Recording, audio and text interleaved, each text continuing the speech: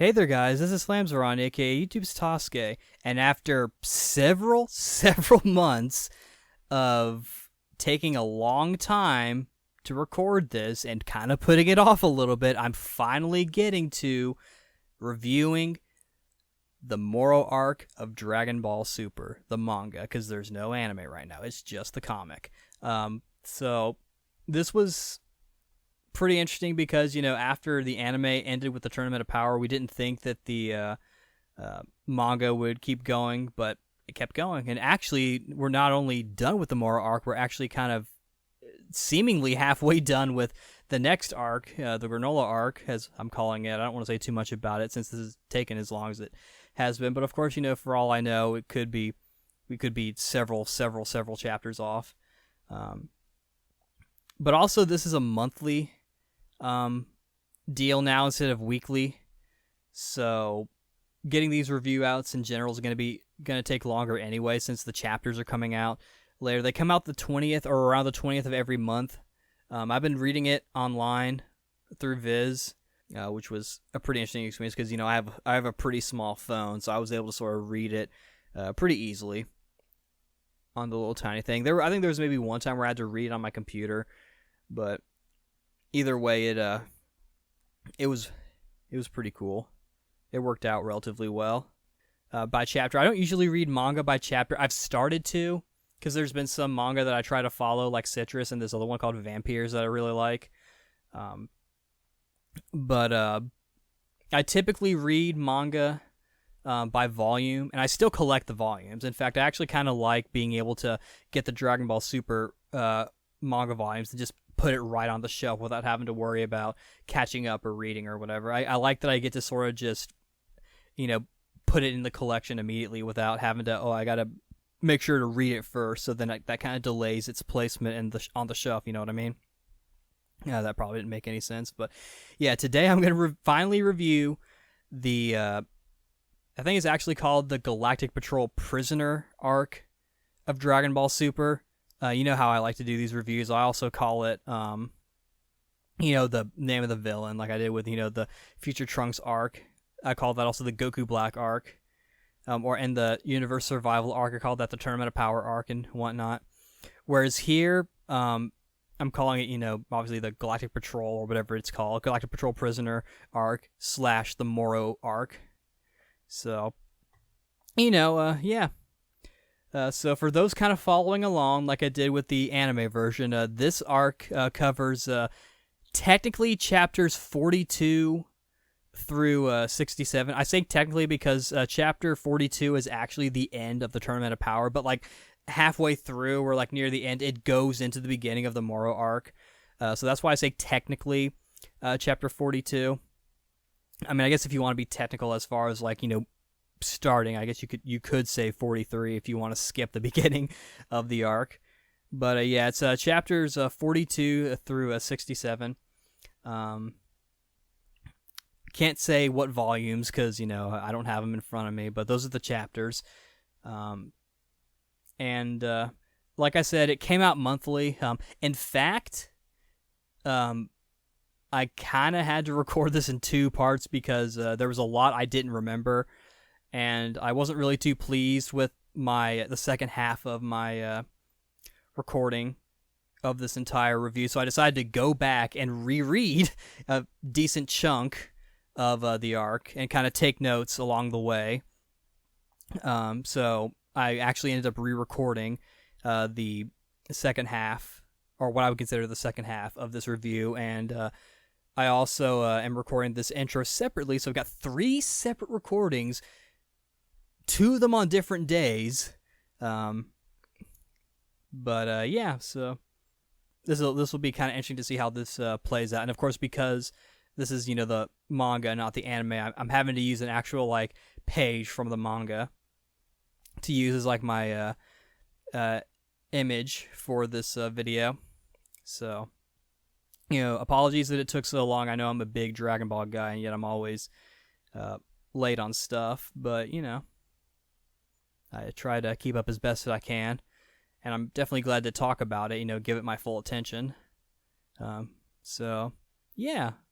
without further ado, why don't we just get started? So, little synopsis of this arc. It starts off with Goku and Vegeta getting ready to go train, and what looks like one of the Capsule Corporation sort of gravity rooms, I believe, is where it's at. And they do the same thing. Vegeta asks the same thing that he asked at the end of the anime, where he's all like, "Whatever happened to your Ultra Instinct?" or whatever, and Goku's all like, "Hey, yeah, I kind of forgot how to do it," or something like that.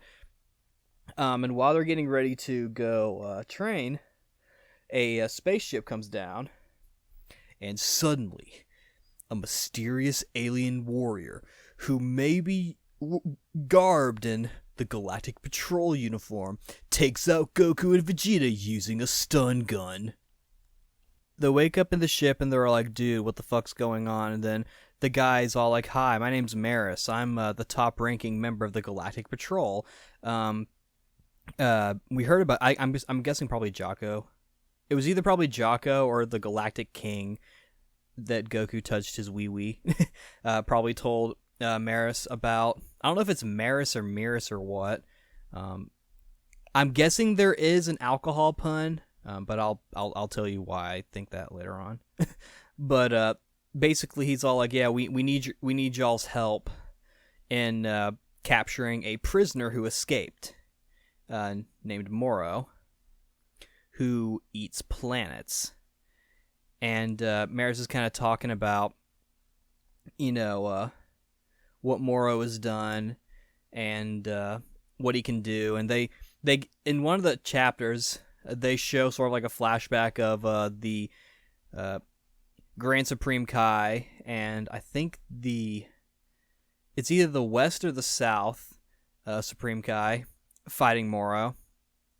And that's where they show that he like sucks planets and then like eats the energy. So he's literally like a planet eater or an energy eater, which is pretty interesting. And basically what happens is that they show the Grand Supreme Kai sealing away Moro's magic and his powers and stuff. I guess I probably should have mentioned that he's a magic guy. He's got like magical power. So we're going back into the realm of magic. Which I thought was kind of an interesting idea, just because, like, I feel like even with Majin Buu and stuff, they didn't really go too far with magic, and it's sort of nice to sort of bring it back into the forefront of the series, just to kind of switch things up a little bit, especially given that with the way the series is going, like, there's so much they can do with the different worlds. And I was also kind of glad that they brought it back to space, because I feel like that they're really taking advantage of the possibilities here. Because as far as we can tell, this seems to only be in Universe 7. I'll go ahead and say no other characters from any of the universe show up, so no Jiren, no Hit, or anything like that. And in fact, from what I remember, it's been a while, but from what I remember, Beerus and Whis don't really do much, and Frieza obviously doesn't show up. So it's kind of interesting. They reference Broly. But, yeah, so Moro is this magical wizard guy that eats planets, and according to Maris, he's also a capable fighter, which is I'm also glad they brought that up, just because I feel like if he just had magic, it'd be kind of boring, and it would be too much of a tactical fight, and there wouldn't be too much action. Even if they didn't, the way they handle the later parts of the big battle with Moro and the good guys kind of works out, hint hint, based on what he's able to do. Nonetheless, it was still kind of I think Moro himself is a pretty interesting idea. I wasn't too crazy on his design at first, sort of like the goat looking thing, but it kind of grew on me after a while, and it changes a little bit and then changes drastically near the end, so it kind of worked out in the end. This arc in particular, I don't know if this was mainly Toyotaro just hitting some sort of stride, but it seemed like, and I'll go ahead and say this because I'm sort of jumping ahead, but it seemed like they were sort of correcting themselves pretty quickly with certain things for the most part. But yeah, so the Grand Supreme Kai was able to seal away Moro's magical abilities, and he was put in the Galactic prison. But only recently he escaped. To my recollection, it was a mix of two things. One, Moro's magic gradually came back a little bit, and he gained enough to actually break free. and also the help of a former Frieza Force soldier named Cranberry, who was helping him, and it's also told him about the Dragon Balls on planet Namek. So I think this guy, I'm not I doubt it, but I'm wondering if maybe this is like some sort of like survivor from the Namek arc of Dragon Ball Z. I don't know how that would work, because that would mean this guy would actually be a fair amount older. He would at least have to. I don't know. I could be. It maybe is one of the things where I'd have to look at the chapter again, but maybe they do a thing where it's like, oh, I heard that was where Frieza was gonna go, but I wasn't able to go or something. Again, it's been a while since I've read the chapters. I'm recording this like after. I'm actually recording this on the 20th of January, so the next chapter, which starts officially starts the next arc, is going to be out.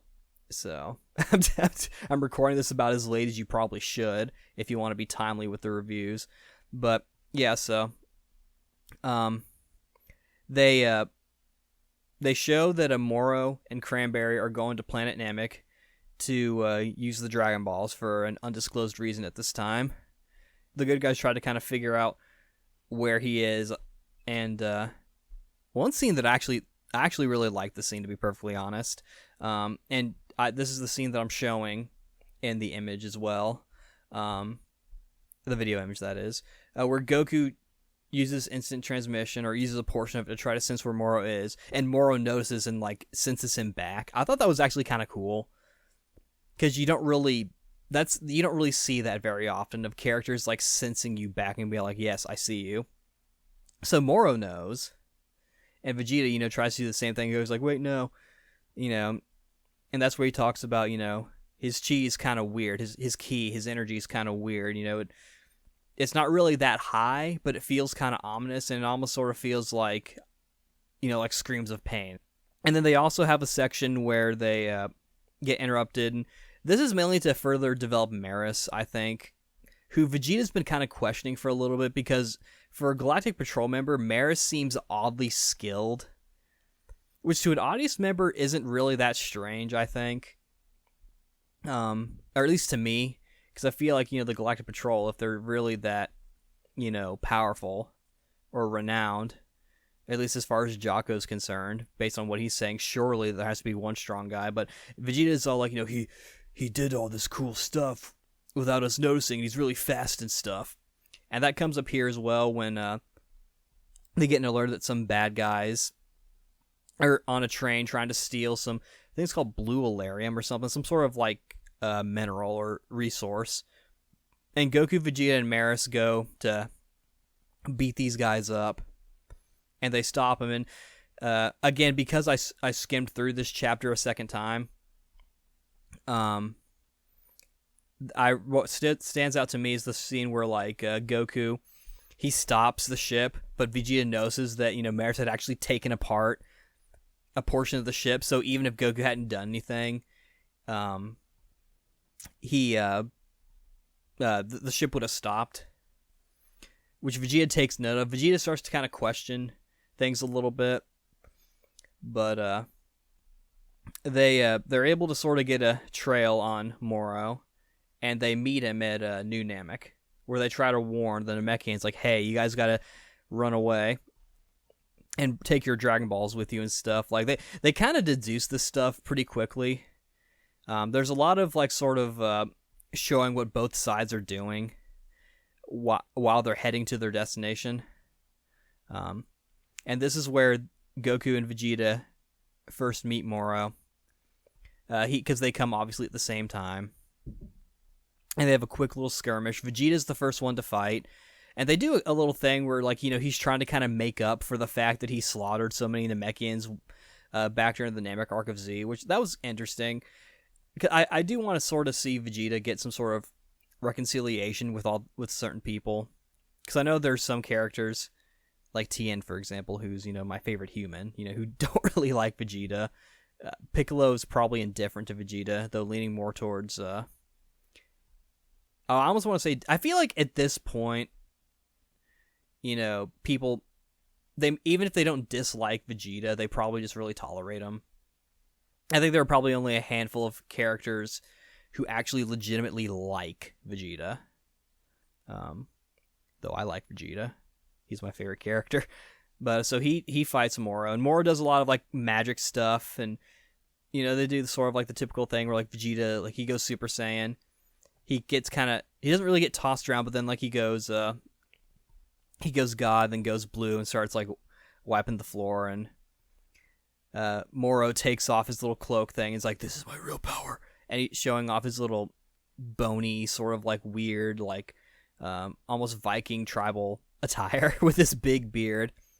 And he does like little more magic stuff, does some stuff with some water. And again, I only remember this because I skimmed through the chapter a second time. But it was pretty cool. And he eventually decides to take some energy from the planet and eats it for himself. But and this is where we learn that he takes from, and they show it too in the flashback scene, but here we actually see it to a fuller effect because Goku and Vegeta, they try to go Super Saiyan, and they cannot, because it turns out, when Moro takes energy, he's taking energy from everything. So he takes pretty much everyone who's on the planet's energy. So, and they show that some Namekians like dropping the Dragon Balls they're trying to carry away and sort of like drop to their knees and whatnot. I don't think they specifically drop to their knees, but you know what I mean, because I don't recall seeing that. Both when I read it and also when I skimmed it again. Basically the good guys get beaten because they've lost a lot of their energy.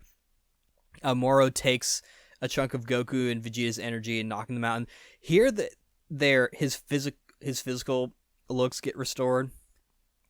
It's kind of strange how like this little magic thing works, because it's almost like a King Piccolo thing to where like his youth is getting restored as well, because his beard gets smaller and he gets a little more muscular. That happens as he takes energy. And we know he's been taking energy because next part, Goku and Vegeta wake up 3 days later while Moro has been terrorizing the Namekians and taking their Dragon Balls, because he apparently can sense the Dragon Balls, which is odd. Probably some sort of magical thing. But he gets the Dragon Balls. Goku and Vegeta confront him again, and they try to fight. Here, Maris and Majin Buu actually come in and fight. And Majin Buu is actually kind of mopping the floor with Moro, and he's kind of beating him up. Then turns out Cranberry, while Moro was handling the good guys, Cranberry had gone through and got the remaining Dragon Ball, because at this point they had already gotten 6 out of the 7 Dragon Balls, and he's using this one kid named Eska, I think is his name, who he's going to end up being sort of not. He's not really that important, I don't think, but he's kind of like a recurring character. Vegeta ends up saving him when Moro tries to eat him early on. He's like, he's just food, and then he's like, no. But Cranberry, he summons Purunga, uses some weird translator thing to get Eska, I'm pretty sure it's Eska, to talk and in the Namekian language. First wish he uses to heal him up so he isn't hurting anymore from the battle. And then Moro talks to him telepathically to have him restore Moro's full magic, which he does. And then he's able to kind of break free.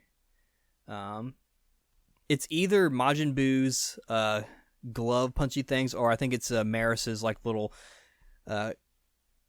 gooey sort of like container gun thing. I don't remember exactly, even though I just skimmed this chapter. And then he's about to make another wish, because Moro, he starts rushing over there. And Razi's about to make, Cranberry's about to make a wish to be like, I want to go far away from Frieza or Moro. Moro kills him. He kills Cranberry like immediately.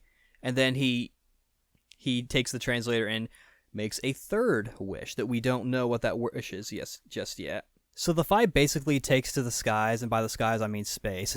And the Grand Supreme Kai, he comes in to help as well, and they're basically duking it out. But they come back down, and there's this whole thing like, I haven't told you the other thing, said Moro. my third wish. That's kind of how that chapter ends, and that's when it's revealed that his third wish was actually to destroy the barrier that was holding back the other prisoners in the Galactic prison, and they all escape and they hijack one of the Galactic Patrol ships, and they come to Namek and they join up with Moro, and then Moro gives them like a buttload of the energy because he can do that. He can give people their energy. He powers them up and they fight Goku, Vegeta, and the Grand Supreme Kai, and they're struggling and whatnot. And of course, Moro's taking their energy as well, Goku and Vegeta. So they're getting weaker and they're getting pummeled. Of course, at this point, I'm pretty sure they've already shown the whole thing. Because I remember there was this article where it's all like, Goku and Vegeta lose the ability to go Super Saiyan? One of those, articles covering every little tiny detail, hoping for a headline. But, so they're struggling. But then Jocko and Maris, they come in to help as well. And Eska, the little tiny Namekian guy, he comes in and heals the Grand Supreme Kai and whatnot. And Maris is all like, oh, we need to retreat. And then Goku's like, okay, I'll do the instant transmission. But Vegeta's like, no, I'm going to stay behind, dog. And let you guys fly off. And he's like, are you crazy, Vegeta? Vegeta seems to be doing some strange things with the choices he makes. I remember it's either Piccolo or somebody. And this might be later on. I might be jumping ahead, but there's a part, and I can't remember if I've talked about this before because I'm like 30 or so minutes in this recording, trying to break the illusion that these aren't actually two separate recordings. But they talk about him kind of trying to redeem himself and like, can I be forgiven? All that stuff. So everyone kind of escapes, and Vegeta ends up escaping with a Galactic Patrol guy, and the Galactic Patrol guy is all like, we're gonna go back to HQ, and Vegeta's like, no, take me to planet Yardrat. And I remember this was another kind of headline thing to where it's all like, oh, is Vegeta gonna go to Yardrat to learn instant transmission? Spoiler, he doesn't, which in my opinion is a good thing, because I was kind of worried about that. I didn't want Vegeta to kind of match Goku that much to where they start sharing moves and whatnot. Don't get me wrong, if Vegeta ever does a Kamehameha on his own, I think that's going to be really cool, but instant transmission, no. I feel like that should be Goku's thing. And then Maris ends up taking Goku to a place that's similar to the hyperbolic time chamber, and where they train, and where it's kind of implied, or Goku it's slightly implied that Goku kind of knows, or is it not really implied? Like, he's all like, there's a reason. Like, basically what I'm trying to say is Goku knows something, or suspects something about Maris. That there's more to him than just the fact that he's a Galactic Patrol member, which that'll come into play later on. Pretty heavily, actually, with one of my complaints in regards to this arc. But, and then Jocko goes to Earth to warn everyone about Moro coming to Earth to suck the planet, because that's what he's going to do. He's bringing all his new inmate army to come suck the world, and he's going to come suck Earth away as well, using his planet-eating abilities and whatnot. And so the good guys kind of start planning themselves a little bit. I don't remember if it's everyone or not, but several of the characters, namely Piccolo and Gohan, who Gohan is sporting his Namekian sort of Cell era gi, which is cool. That's one thing that I liked about the manga. They give Gohan sort of a unique look. They get the Galactic Patrol symbol on their stuff. I don't think anyone else does. Maybe Krillin. I don't remember. But yeah, this was definitely kind of a big highlight for me. Just at this point, even saying, oh, good, the other characters are going to actually do some fighting as well. Because I really like it when the characters besides Goku and Vegeta and whoever the sort of head side good guy of the arc is. If it was just Goku and Vegeta and Maris and the Grand Supreme, even if the Grand Supreme Kai being a older character in the lore that we had seen in Z, in fact, even if it was just those four, I'd be like, well, I want the other people too. So, but yeah, at this point, it's just everyone kind of starts preparing for stuff, and then we get into the big war, if you will. Moro and them come down, bring his army, and this is where they show like a few chapters of each of the characters kind of fighting these bad guys. Krillin fights this panda-looking guy. Masaroshi is fighting the 3 female inmates, that they show a few times. And Tien and Chaozu fights a robot who looks kind of similar to Magetta from Universe 7. And then Yamcha shows up as well, which this was really cool. And he's even wearing the turtle gi as well, or the turtle school gi. Where it's like, that's cool, because, like, Yamcha has been kind of getting the shaft a little bit. I'm definitely more of a Tien guy over the favorite humans or favorite Earthlings argument or whatever. But I like Yamcha as well, and I'm really glad to see him kind of get some attention as well. He doesn't really do too much besides knocking out some guys, but he says, like, he says something to the effect of, all like, I may not look like it, but I'm actually one of the Earth's strongest fighters, which is cool. That's a nice little touch, He may not be the strongest fighter, and certainly not the strongest human, but he's definitely part of the elite crowd. I think we can all agree, or at least as far as like the entire cast of good guys of Dragon Ball, of like main Dragon Ball Z good guys go. I feel like that doesn't make a lot of sense, but I'm trying to say he's strong. Okay, he's a strong guy, and Gohan and Piccolo end up going down with 7-3, who he ends up copying Gohan and Piccolo's abilities, and he sneaks up behind them and like grabs their neck. So I don't remember if I mentioned that he can do that. That there's a lot of things in this arc that Moro says in particular was like, did you forget that that's later down, and that may come into play in the future. It's kind of hard to say. I don't want to say too much before getting to the end of this section, but yeah, and while the good guys are fighting Bulma, the other non-fighters are on Kami's lookout, watching the fight from the monitors. And then we get into sort of like some kind of fun chapters. I say fun. To me, they're fun because, again, getting to see the good guys that aren't Goku and Vegeta. Because like even Gohan and Piccolo, even though they're kind of right underneath Goku and Vegeta, I feel like seeing them is kind of a nice treat as well. But basically, see all these characters fight the inmates.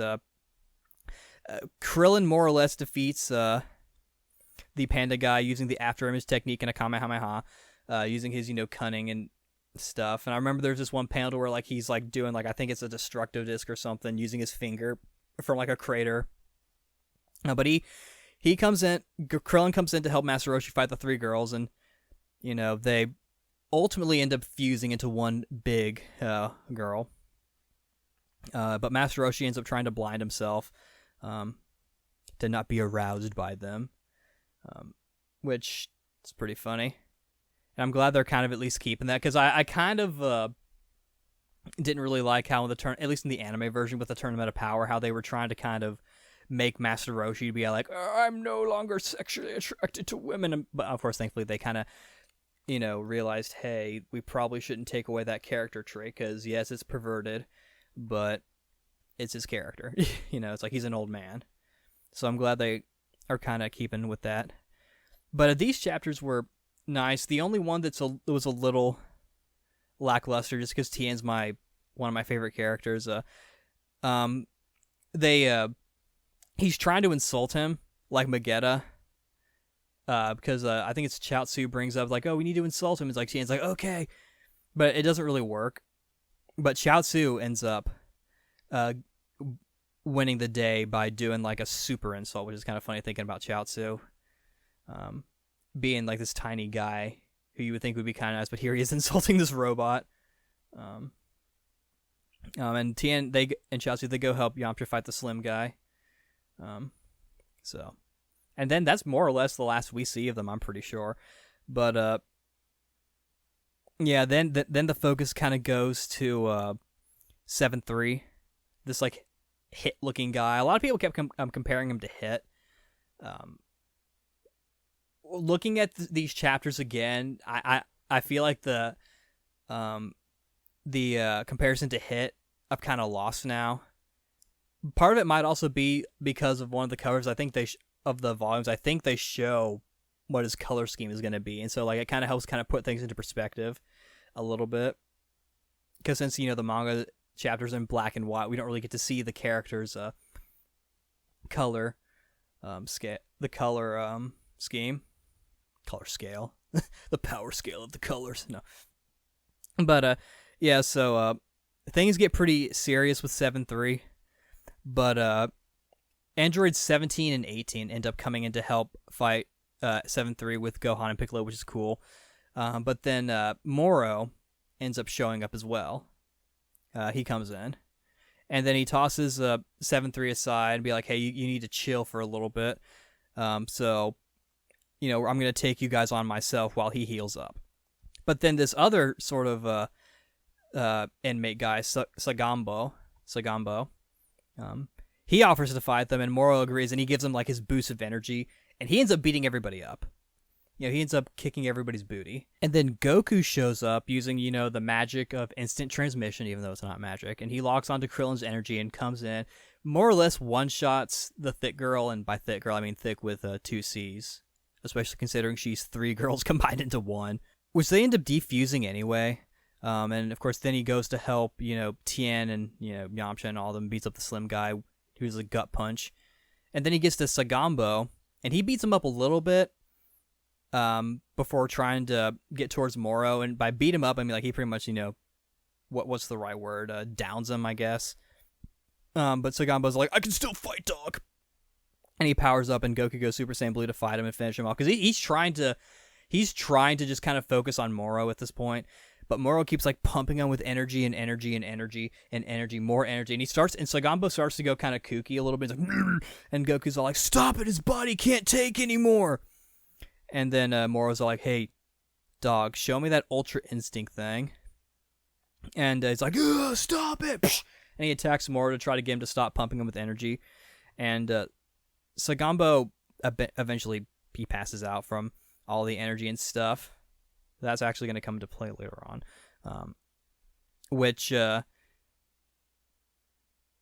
we'll get to that a little later on. Because there's a lot of stuff that this arc ends up doing at this point that is kind of overkill, but also maybe setting up for things in the next arc. As it stands at the moment, it's kind of hard to say. But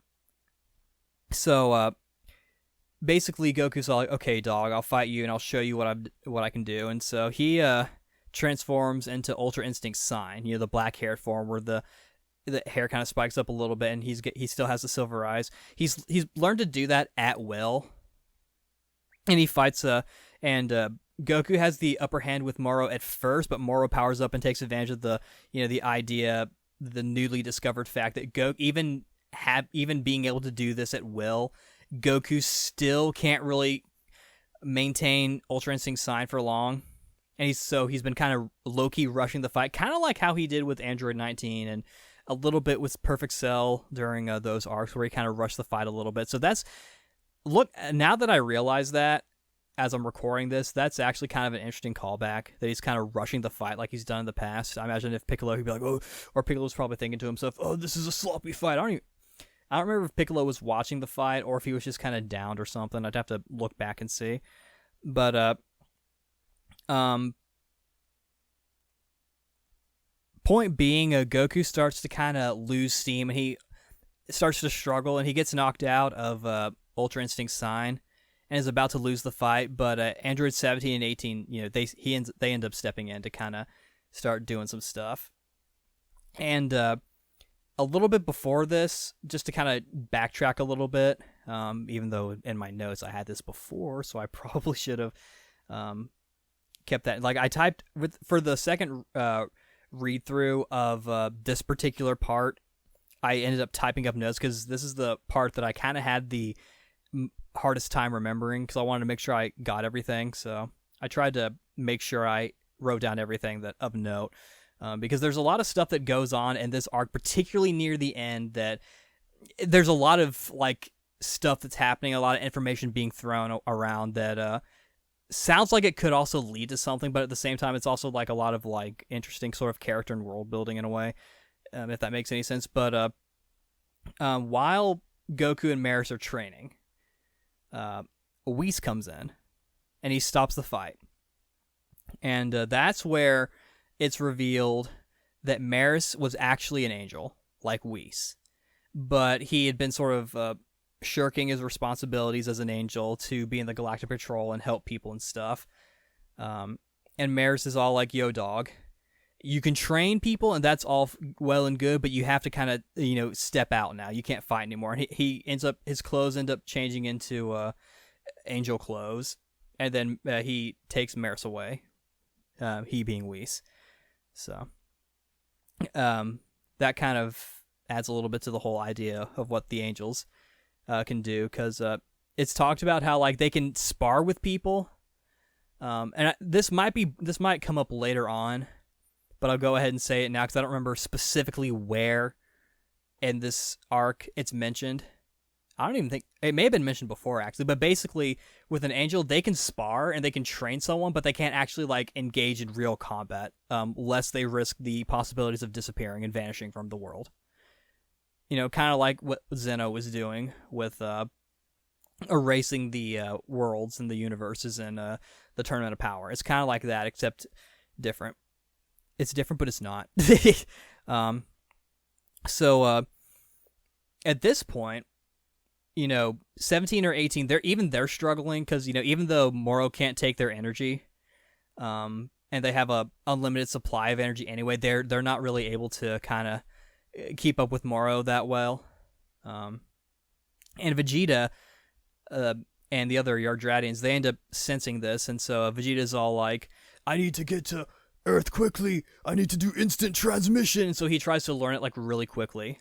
And for this one time, because he has to learn how to do it so he can get to, Earth quicker, because the Galactic Patrol kid is all like, it'll take me like a week to get there or whatever. Like it basically it's going to take a while. I don't remember if it's like a week or a month or something, but it's like longer than a day.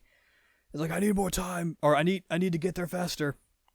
And so this one time he actually uses instant transmission, which I'm fine with him using it at least once. And even he was all like, I don't want to master that move. I just want to use it one time. And he gets to Earth, and he starts fighting Moro. And it looks like Vegeta's not really doing much, but he's still like trying to fight back. Like it's not one of those things where it's like he's getting his butt kicked, just to kind of be sort of like the punching bag for the section, like he was in previous arcs, particularly the fight with Kid Buu and all that. Where while Goku's resting, he's like stepping in and like getting the shit kicked out of him by Majin Buu or Kid Buu or whatever. He's still like just kind of going at it, but like slowly Moro starts to get weaker and start to get a little sloppier, and he even starts to look a little older, because it turns out what Vegeta's doing is basically punching out the energy, and he's weakening Moro. Like his ability is to punch the energy out of someone, and like the energy kind of like starts to build up, and then it like disperses or whatever. And that's what he's using to weaken Moro. He's basically taking the energy out of him by punching him. And I don't know what they're going to call this in the anime or in the games or whatever, or what the official like English term is going to be, but in the manga, the Viz manga, they call it forced spirit fission. It doesn't really look like Moro's affected at first, but then, like I said, he starts to be kind of weaker. It's almost sort of like a more aggressive version of the spirit bomb. Instead of asking for the energy, he's taking the energy, if you know what I mean. Which, kind of interesting. I wonder if that's I wonder if they intended it to be that. Like, I'm wondering if instead of intending it to look at Vegeta's equivalent to instant transmission, I wonder if we're meant to look at it as Vegeta's equivalent to the spirit bomb, which is interesting. Because it seems like the principle's kind of the same. I think the main difference with here is that the energy disperses after a while, or it either disperses or Vegeta makes it disperse. But basically, Vegeta, like, he kind of flicks his hand, and then the energy goes back to where it came from. Which they show some Namekians who got their energy sucked coming back to life, and so like some animals and stuff getting their energy and coming back to life. And And while Vegeta, this is something I kind of noticed during my second read through that I don't know why I didn't, but Vegeta notes when he's talking about he says to Piccolo, I could maybe extract Nail and Kami from you. And I find that kind of interesting that, he could have done that. I wonder, there wouldn't really be much point at this. And I would wager it might make more sense that he can extract Nail but not Kami, since, technically the same person. It's a weird thing to where, Piccolo Jr. is both the offspring and the reincarnation of King Piccolo. I will go ahead and say that all the Namekians end up getting revived in the end. I mean, all the ones that were killed by Moro as well. All the Namekians come back to life in the end. So, Matt, I was kind of worried about that because I didn't really like the idea of this arc killing off all the Namekians, or most of the Namekians, kind of doing a repeat of Frieza. I didn't really like that with the Goku Black stuff either. I almost would have preferred if the future that we see wasn't just completely dystopian and in ruin, and instead maybe parts of it were or something. I don't know, especially if they make it seem like that it happens right after Trunks would have theoretically beaten Majin Buu in his time. So within a day of that of Trunks defeating Majin Buu, Goku Black appears. So, which is kind of sad when you think about it, because that would be 1 year of peace. But I'm getting a little off track. So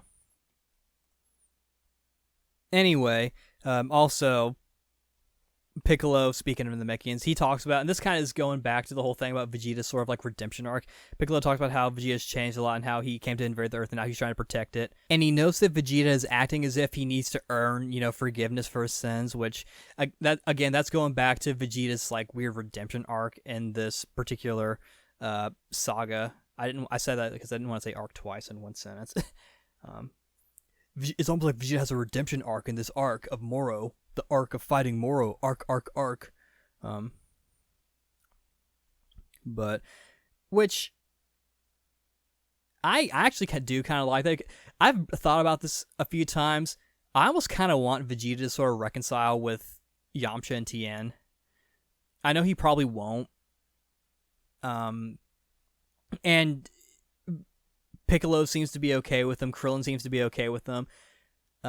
As far as I know, but I do kind of think at this point Vegeta should maybe be trying to sort of especially since it's very clear he's here to stay on Earth and live his life, be as peaceful as he can until another bad guy comes in. Let him make amends with everyone. I actually think that's something nice to do.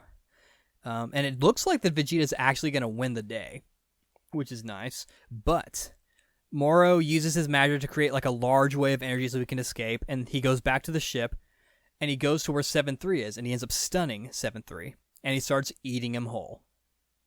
Because it turns out that he actually had 7-3 copy his power in his prime before the fight. He ends up eating entirely 7-3 and gets all of his power back, and not only that, he gets a new sort of almost perfect cell looking form. And a lot of people say they don't like this form. I actually kind of like this form because I'm not a real big fan of the goat looking thing. I didn't really like that Moro looked like a real animal. I'm kind of okay with it now because I'm kind of used to it, but I definitely like sort of the more Janemba-y sort of perfect cell-y sort of look. And I know a lot of people don't really like that a lot of these characters end up either looking like or acting like Perfect Cell, but I mean that's kind of what happens when you have super arrogant characters get even more arrogant, especially when you start giving them the abilities and stuff of the Saiyan characters and whatnot, and the really smart characters and shit. That's kind of what happens. So but he's also gained 7-3's ability to copy other abilities, which is okay. That's a problem.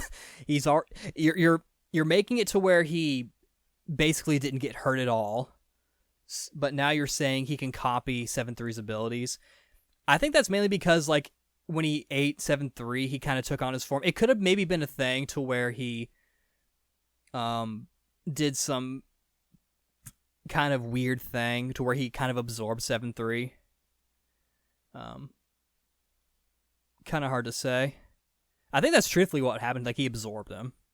Because I was in the chapter, and this is me sort of thinking about it at the moment, like, because I'm trying to kind of make sense of it now a little bit. I felt like I understand, but now I'm wondering if it's less that he took his energy, that also happened to have his energy, but like he absorbed 7-3 as a whole. I feel like I'm just repeating myself. But yeah, basically Moro not only has a different looking form, but he has all his power, his strength back, assuming also 7-3's strength, whatever that was, and then also his ability to copy, which I think he may have gotten from more absorbing 7-3 than just like taking back his power, because he also has like the jewels on his hands, on his palms. And Piccolo's all like, hey, well, 7-3's ability only lasts 30 minutes, which I don't even remember if that was ever a thing. I actually legitimately don't remember. Like, and Moro's all like, well, my version's permanent. And it's weird because like he says like, this is like the ability returning home. It's like, what are you talking about? That actually doesn't make a lot of sense. But yeah, basically, Moro can copy people's abilities permanently. And he uses that ability on Vegeta. And he takes Big Bang Attack. And apparently, I think they maybe show that he could do the Force Spirit Fission as well. I don't remember. But he knocks out Vegeta with the Big Bang Attack. So Vegeta's out cold. And, things were going pretty downhill. And near the end of the chapter, they show Dende flying off to try to heal everyone while Krillin's kind of hopping around with Senzu Beans. So, yeah. It seems like we maybe have a chance of the good guys kind of coming back and being stronger with these Senzu Beans and the healing, but at the same time, Moro's even a lot stronger and a little OP. Goku, Gohan, and Piccolo end up trying to do a combo attack to defeat Moro, with Goku doing a Fire Kamehameha that blows off Moro's arm, but he regenerates it because, not only that, he regenerates it through Goku's shoulder. Kind of like how Piccolo did like that mouth beam through Goku's shoulder in Dragon Ball. And I remember when I was scrolling through YouTube, I saw this panel when someone was talking about like spoilers for this chapter, and I think they said like Goku dies. I'm like, holy shit, that's pretty hardcore. But no, Goku doesn't die. He just gets mortally wounded.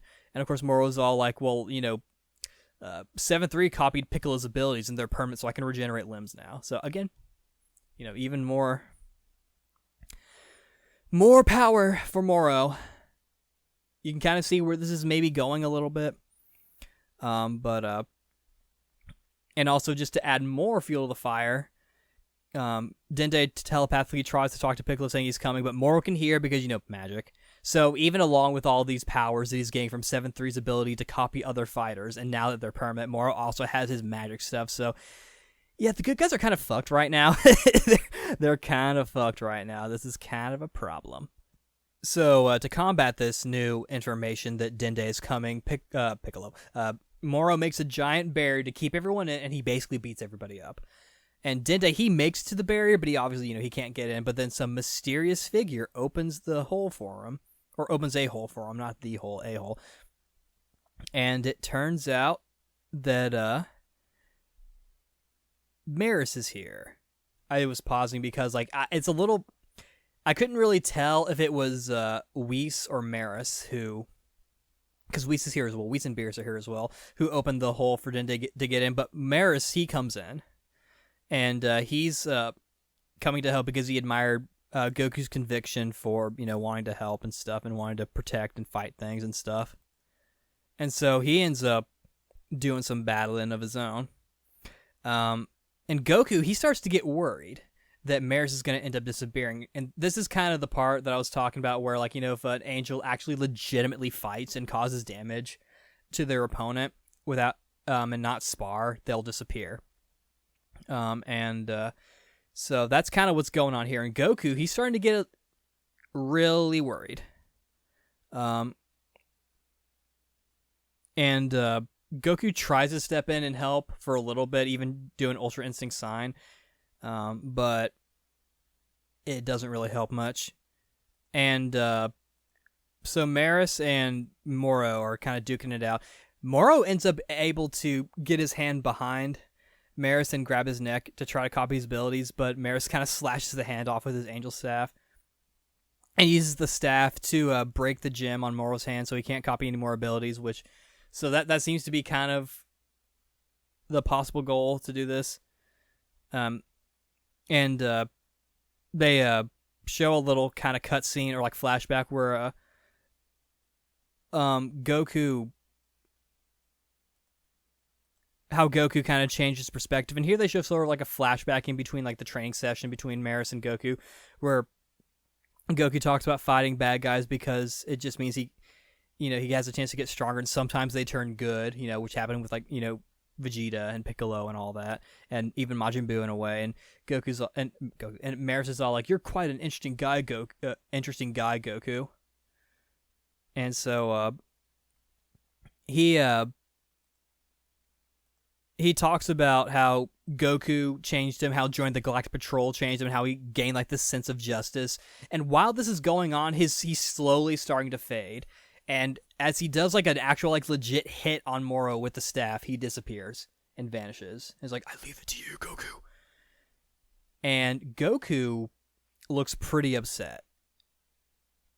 About as upset as he was when Krillin died on Namek when he was fighting Frieza, which ultimately made him go Super Saiyan. And I actually don't like this because I feel like Goku doesn't really know Maris well enough to have that kind of strong of a connection with them, and I felt like it was sort of a little overdramatic for Goku to be like that. I kind of get what they were trying to do, I guess, and thankfully the next chapter they kind of rectify a little bit because it shows him trying to kind of calm down. But I didn't really like how they kind of made that comparison, like how Goku seemingly got that mad as well. I didn't like that. I think they should have maybe done something differently. I don't know. But thankfully the next chapter, Goku, he kind of collects himself, and he then activates Mastered Ultra Instinct, with the silver hair and whatnot. And he beats up, Moro. Basically, this next chapter is basically Goku just beating up Moro, and he ends up getting knocked under some rubble, and he's begging Goku to spare him, and Goku rips off, his upper shirt gi. It's like, "I'm renouncing my Galactic Patrol status," because he wants to try and reason with Moro. And he ends up freeing Moro from the rubble and giving him a senzu bean again, like Cell. Or, reviving him and stuff. Or not reviving him, but like, giving him back his strength. And he does this, he's all like, "If I give you this senzu bean, will you go back and, go to the prison?" Moro's like, "Of course, yeah, I will." And so he's like, "Okay." And so he gives him the senzu bean. He eats it, but Moro's like, and he tries to punch Goku, but it doesn't actually hurt him at all. In fact, it actually hurts his hand more and kind of low-key breaks it because Ultra Instinct, Goku's body and Ultra Instinct, Master Ultra Instinct, is like super sturdy, so like it hurts. And he's brought to his knees, and then he notices that his severed hand from before is still there, even though he had his other hand. It's kind of strange. And Goku's still trying to kind of talk him down a little bit. But he notices it, and he kind of sneaks around somehow, and he gets that hand and reattaches that severed hand onto his hand, or on his arm, and is able to now suddenly give himself Ultra Instinct. Oh my god. How OP can you get? Like, he now has the super beefed up move. And so they start going kind of toe to toe with each other. And stuff. But what's going on is that this newly found angel ability, he can't control it. His body can't handle it, so he gets all swollen and stuff. And he may end up popping, and that's actually kind of slowing down his ability to fight back. And stuff. But he ends up merging with the Earth to try to save himself. And he starts taking everyone's energy because he's now a part of the Earth. So he ends up taking everyone's energy, even Goku. So Goku gets out of Ultra Instinct. And he's not really able to fight back anymore. And Moro is doing all this crazy stuff with, the Earth and stuff, doing a lot of damage that way. And Whis says, he can't be killed because, it would destroy the Earth. And even then the energy would detonate and destroy the universe. So even if they do destroy the Earth, thinking that okay, well, we'll just revive it with the Dragon Balls, well, no, it would destroy the entire universe. And at this point, Beerus and Whis are summoned by Zeno and the Grand Priest, or the Grand Minister, or whatever you want to call him, because of what happened with Maris. And before he leaves, Whis tells Goku that in order to defeat Moro once and for all, he has to shatter the jewel on his forehead. And Moro, he starts making the jewel kind of sink in.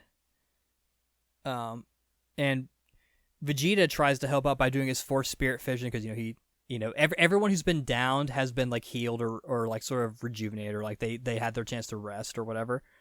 And he's able to kind of bring it out. And Jocko he runs off for some reason.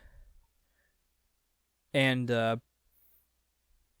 they're trying to give Goku, a chance to hit Moro's energy jewel thing on his forehead to try to defeat him once and for all, but Goku's just too tired. And Piccolo suggests that maybe Vegeta uses Force Spirit Fission in reverse to take everyone's energy and give it to Goku, but it doesn't really help that much. And even then, it's I don't know why they just do give us your energy, thing that they used to do in the movies, or maybe that's just a movie thing. I don't know.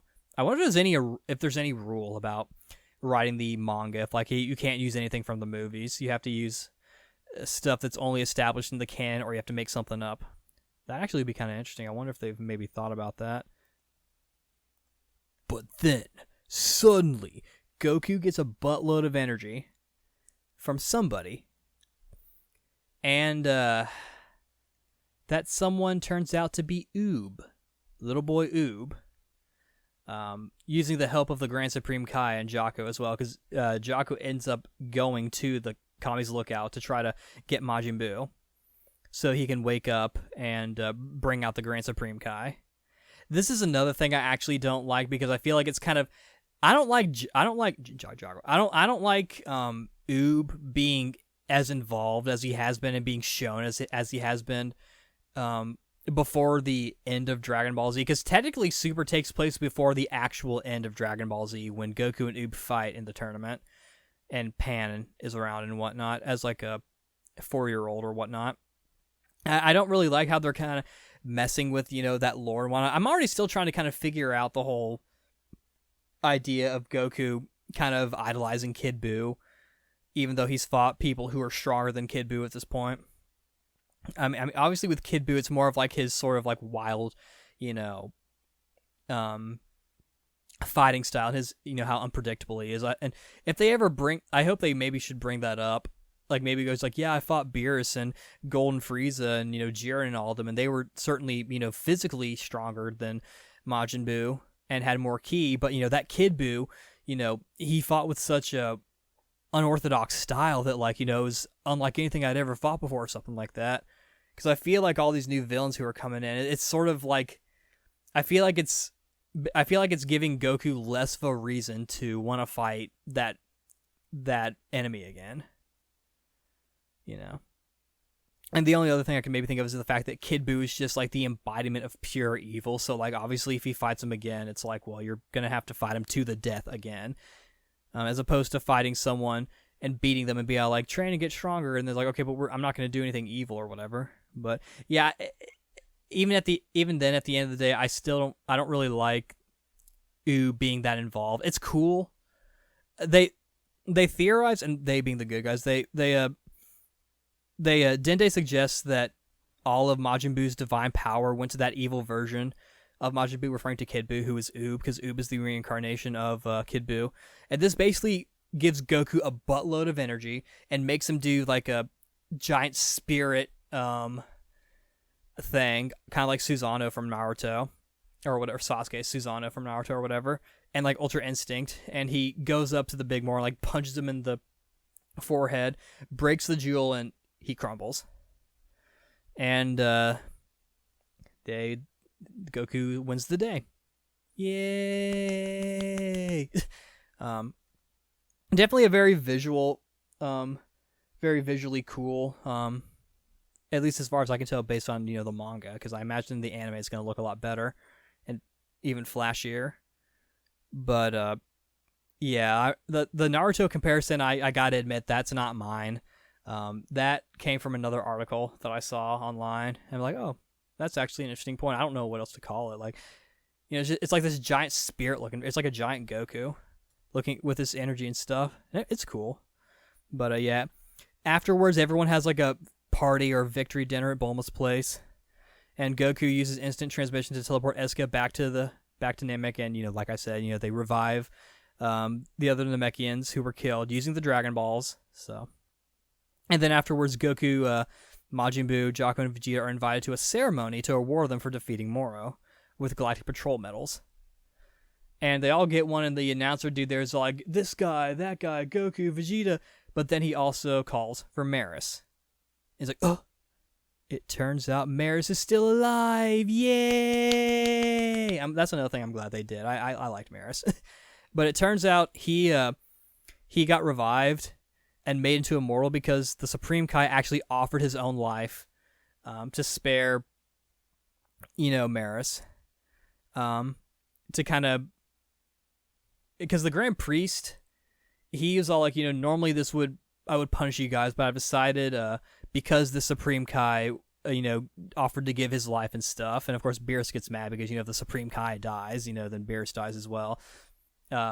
Because Supreme Kai offered his life like that, he decided to, he being the Grand Priest, or Grand Minister or whatever, or I think, don't they sometimes call him Grand Maestro? I've heard Grand Maestro in one version, I don't remember where, but basically, he allows Maris to be reborn or resurrected as immortal, so he has a mortal lifespan. He doesn't have like his angel abilities. I'm pretty sure he still has his fighting prowess and strength though, so that's not really going to necessarily be a problem. Hopefully he'll show up again and help the good guys. But he's basically just sticking around with the Galactic Patrol, and Goku gets all happy. I got real happy. And of course, for punishment for losing Maris in the first place, the Supreme Kai and Whis and Beerus are punished by being Zeno's plaything for a while. There's like a horsey thing. They show like Beerus and Supreme Kai being ridden like horsies by both Zenos, and they're doing like a race and stuff. But yeah, so all is well. And this is, I guess, technically where the arc ends, but kind of within this same chapter, which goes along with what I was with the beginning of this chapter as well, kind of taking place like at the halfway point after the Tournament of Power ending. Jaco and some Galactic Patrol guy go down to the prison to ask the prisoners about an energy detected in the crater left by Moro, because the crater is still there, where he got killed. And the prisoners, they bring up 7-3. And the prisoners are all like, are you sure you defeated 7-3? Are you absolutely sure? And they go to check, but nothing is there, because it turns out that we see some other aliens have already picked up the remains of 7-3, which we are seeing actually he did survive. And that's kind of what I was talking about with 7-3 being a potentially very interesting kind of character. This whole "are you sure he was defeated" thing was used as a headline to talk about this next arc, the Granola arc, which made me wonder if maybe Moro survived, which I'm glad that wasn't the case and that it was just 7-3. And it's good that it was 7-3 who survived too, because since it was 7-3's abilities that kind of made Moro that much more powerful anyway. Not that he already wasn't powerful enough to, go toe-to-toe with the good guys. But yeah, some aliens, they take 7-3's remains and they leave. And that's where we are shown the character Granola, who is some like sniper looking dude who breaks into the ship of the aliens who took 7-3, and he's showing off his epic sniper skills, like, finger gunning everybody. Apparently to talking to some guy named Oatmeal on his eye or whatever. That's next arc. And he defeats several 7-3 lookalikes while looking for the container that 7-3 is actually in. And the arc in particular ends with reaching 7-3's rejuvenation chamber. So the arc ends technically with the new arc, Granola the Survivor, beginning. Kind of like how the arc began, this Moro arc began with the Tournament of Power ending, and then going into the Moro arc. So that's kind of where we're at. Overall, I enjoyed the arc. It was nice having an actual villain again instead of a tournament. And I feel like at this point, Toyotaro has sort of found like a good sort of way of telling the story. And I feel like the characterization was good. Because I felt like some of his stuff was a little out of character for certain things. I feel like it also helps that this arc didn't have an anime adaptation. And of course with, Super, the anime and the manga, but they were literally having, Toriyama was literally giving his story notes to two different writers, one for the anime, then Toyotaro for the manga. And so like they were telling two different kind of stories, and that's kind of the reason why both are relatively different. Whereas here, when the anime of Super comes back, it'll kind of be more like a proper manga adaptation, where it's going to be going off of the manga. And I'm sure they'll maybe change some stuff and maybe streamline some things, but it'll be kind of interesting to see kind of how this arc handles itself in animation form now that it's entirely Toyotaro and Toriyama's vision. So I don't know, maybe when the anime does start up, if it even does, because I know we got the movie, I'll maybe do a follow-up, an addendum to this, and sort of talk about like kind of how things changed and whatnot. And I'll maybe try to show off roughly the same image if I can, because surely they're going to use this whole thing of Moro sensing Goku sensing him thing, because that's still probably one of the coolest things I'd seen in Dragon Ball in a while. But with cool things, there are some negatives, which will bring me into my complaints. Really only two. One, the whole thing with Goku sort of Krillinizing, if you will, Maris's vanishing, where he got like the whites in his eyes, where he was like, oh, he like got super shocked, and it showed him like kind of trembling with anger. I'm all like, again, they did fix it, which is fair, but I didn't really like how it started like that. It almost made me wish that maybe Goku got like Super Saiyan Ultra Instinct or something, where he got like the Super Saiyan hair but went Ultra Instinct, but no, it was him just like doing Ultra Instinct.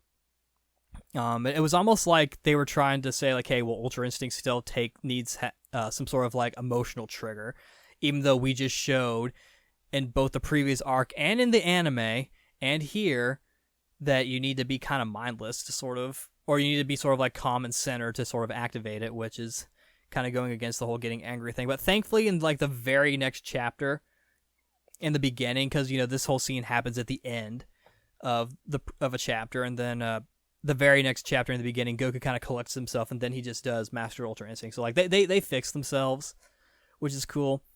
The other thing I didn't really like was the whole thing with Oob giving Goku his divine energy. And mainly it's because, again, I don't really like Oob being used and shown this much, because I kind of like the idea of Goku figuring out like around the time when he did in Dragon Ball Z before the tournament, that he's like, oh yeah, there's this Oob guy, I want to fight him. I imagine if we get to that point, they'll probably have to rewrite some of it, and they'll have to kind of either make it to where Beerus and Whis aren't going to be there, like maybe Beerus decides to go back to sleep, or Beerus and Whis are in fact there and they're just kind of chilling with everybody. But that's something they'll tackle later on. But those are really my only two complaints, really. Everything else, the only other thing I could think of would just be like the possibility of all the Namekians being wiped out, which they rectified that as well. And Moro's design, one, I got used to it, and two, they gave him kind of like a second form with the sort of like Janemba / Perfect Cell sort of thing they had going on. Also, I'm pretty sure, I think like they give him some sort of like weird like mix to where he has like this, he gets a little buffer, but then he also has like this like white sort of like back fur when he gets sort of like Maris's Ultra Instinct on it, and it as part of his repertoire, as part of his like bag of abilities and whatnot. So that gets kind of touched up. It seemed like any other complaint that I had, or that I would have had in this arc, either gets addressed or gets changed, which is interesting. I'm curious to see how much of Toyotaro's influence was in this. Since we don't have an anime, or since we didn't have an anime kind of going along with this arc, we can't really sort of see the notes, because I feel like comparing the Tournament of Power in the anime versus comparing it in the manga, you can kind of see what Toriyama's beats were and kind of see what's different and what's not. Whereas here, since we only have the manga, one, we're not comparing it to the anime, so it's any sort of issues it would have had, are moot. And then also, and I mean issues in comparing it to the anime, like, oh, this is different or whatever. Since there is no anime version yet, it's pointless. And even then, like, it's going to be adapted from this manga anyway, kind of like how the Dragon Ball manga originally, when that aired, that was adapted from the manga. So it's like, it's not like it won't be, what I'm trying to say is that when the super anime comes back, it won't really be like a companion piece like it was. I feel like that's going to be how they do it, unless they just change it entirely. And they could maybe do it to where, or I feel like it's probably going to start off to where like the first couple episodes are going to be sort of like chill episodes, and then it'll go into the Moro arc and all that. Or maybe it'll start with the Moro arc. I don't know. We've got a full arc, and we're in the middle of another one. In the original recording, we were just barely in the beginnings of the Granola arc. Unfortunately, because this has taken so long, we're actually we're at kind of a big twist right now with some of the lore in that arc. So, because I'm recording this section in the beginning of October, even though the arc has been done, the Moro arc has been done for a very long time. But yeah, so I'll have to kind of figure out how I'm going to handle the Granola arc. I'm already sort of writing some notes on the chapters that are coming out. I'm going to have to probably go back to the early chapters and make sure I have all the facts straight like I did with this one, but I'm going to try and sort of like pick out notes as I go to be a little more prepared this time around. But yeah, overall, I like the arc. Besides my issues with Oob and with Goku getting mad with Maris vanishing, one of those two being kind of rectified pretty quickly. The other one, it's like, that just kind of remains to be seen. I think it's okay they're setting up Oob a little bit more. I'm just thinking, like, if we're going this route, you might as well just start to lead towards the end of Dragon Ball Z, and then let Super be an actual sequel instead of being sort of like an in-between sort of thing.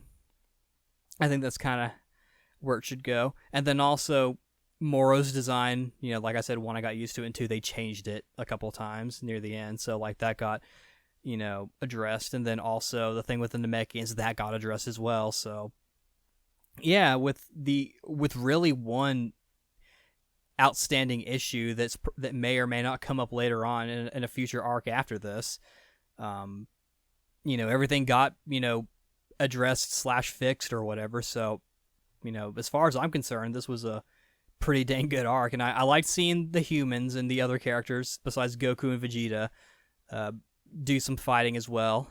Hopefully in the anime versions they'll expand on those parts and make the episodes or make the fights a little longer. We'll see how it goes, and hopefully I don't know if they'll be able to do this in the Granola arc. They could, but it won't be as varied as this one, because I don't think there are that many enemies to pull from. But they could maybe do it in the Granola arc where the other characters have to get involved. So far, it's just been Goku and Vegeta, but we will see. And like I said, because I'm reviewing the manga here, since there's no anime to review at this point with a continuation of Super, at least for the time being, since it's monthly, I'm gonna have to make sure I, remember everything, and if I don't remember anything, read back and take notes, which I'm starting to do. Like I said, with the current chapters. So yeah, hopefully it won't take as long to do the review. Sorry it took so long. I know I kind of tout myself as being a big Dragon Ball guy, and yet I'm always late on talking about stuff. Always one cut short, always one day late. That's Yu-Gi-Oh! That's not Dragon Ball. But yeah. Overall, I thought it was a pretty good arc, besides the issues that I mentioned that then got fixed. So, but yeah. If you're trying to keep up with Dragon Ball Super and if you're trying to keep up with Dragon Ball Super and are okay with, reading a manga or reading a comic instead of watching, an anime or whatever, give it a go and see kind of what you think about it. That this seems to be kind of where the story's going. For all we know, the anime might not even come back. I'm pretty sure we all know it's coming back. But I'm glad that I get to read Dragon Ball again. I actually really enjoy reading it in manga form. It's nice having kind of like a recurring comic to read and whatnot. And there's some other manga I'm reading in, some American comics that I'll maybe get to. That's definitely kind of a more personal series to me, and I feel like I'm kind of reading it partially because I like the franchise, but also I feel like I have to honor the franchise in some way that I didn't get to do with some other franchises. But I'll tackle that when we get to it. But yeah, overall, pretty good arc. I enjoy it, and if you read it, I hope you enjoyed it as well. I guess that brings me to a close then. So this is Flamsaron, aka Tasuke, signing out. See you later.